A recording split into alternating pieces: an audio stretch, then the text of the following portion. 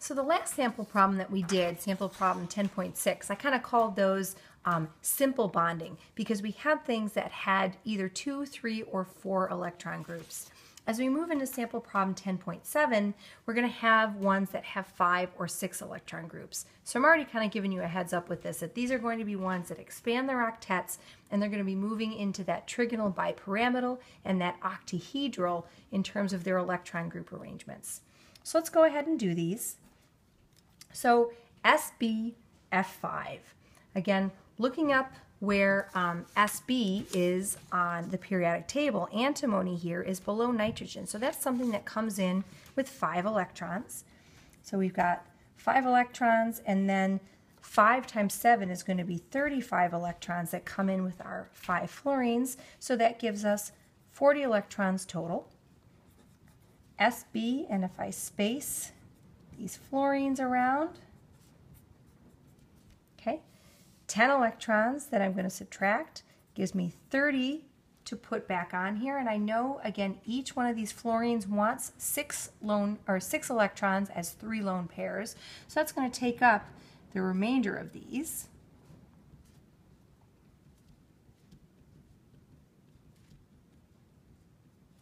So that's the total number of electrons that we're going to have here. So nothing goes as a lone pair back on the central atom. So if I count the number of things around my central atom, I count 5 things. That magic number of 5, in terms of 5 electron groups, means we have an electron group arrangement that is trigonal, bipyramidal, and ideal bond angles for that. There's actually going to be 2 angles. It's going to be better maybe if I draw this in a minute and we see those bond angles. But again, when those 5 electron groups are all atoms, our electron group shape is also our molecular shape. And that is going to be trigonal bipyramidal as well. So again, remember Lewis structures just show connectivity. They don't show proper bond angles, but we can, using perspective bonds, draw the proper bond angles. So here's how you do this for this molecule. Here's our antimony in the middle. Trigonal bipyramidal has 2 atoms that are kind of at the apex of this. And then these other ones are around kind of the equator here, if you will. So if we think about bond angles that we'll have here, the bond angles that we have, for example, between these fluorine atoms are 120 degrees. This antimony in the middle and then these 3 fluorines actually are a trigonal planar arrangement. So we have a trigonal planar arrangement with an up and down kind of thrown in the middle there. Fluorine and fluorine kind of, sometimes these are referred to as axial bonds, kind of pointing up and down. So the bond angle then between these guys would be 90 degrees. And because we have symmetry in this molecule and all of these are the same, we're going to have these 2 bond angles. So moving on to our second example here, BrF5. Well, essentially we've got 6 halogens. So 6 halogens times 7 electrons each gives us 42 electrons. And maybe you might already see here, we've got 2 more electrons than we had in our previous example, but we still have 5 fluorines around our central atom.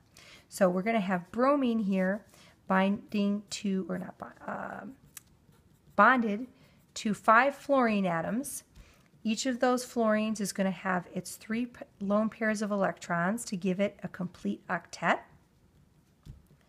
But we've got 2 more electrons than we had in our previous example, so those are going to go as a lone pair on bromine. And again, because of where bromine is in the periodic table, okay, it's below row 2, so row 3 or beyond, so it can expand its octet and it can have more than 8 electrons, which we already knew already. It had 10 around it to begin with. All right, so a quick draw of that Lewis structure. If we count the number of things, we've got 6 things, 6 electron groups. That means our electron group arrangement is octahedral. But in this case, we don't have 6 atoms that we have around here.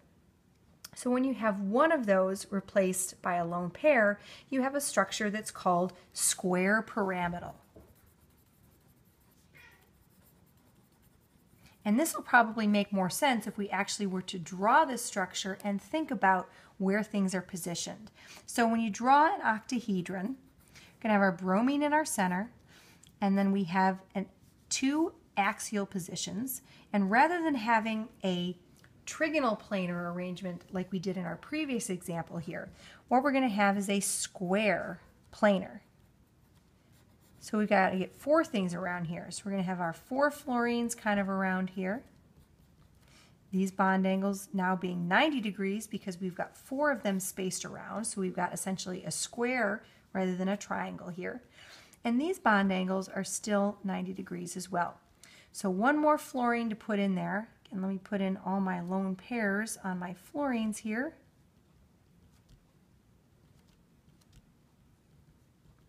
And what we have in our last position is that lone pair of electrons. So what this means for this is that lone pair of electrons is going to push downward. And by pushing downward, we're going to make this deviate and be slightly less than 90 degrees. And so that's going to make these bond angles be slightly less than 90 degrees. It's going to make these fluorines actually squeeze together, and here too make them less than 90 degrees. So normal octahedron bond angles would be 90 degrees all the way around, but a lone pair of electrons that begin to split this symmetry is going to push those guys together.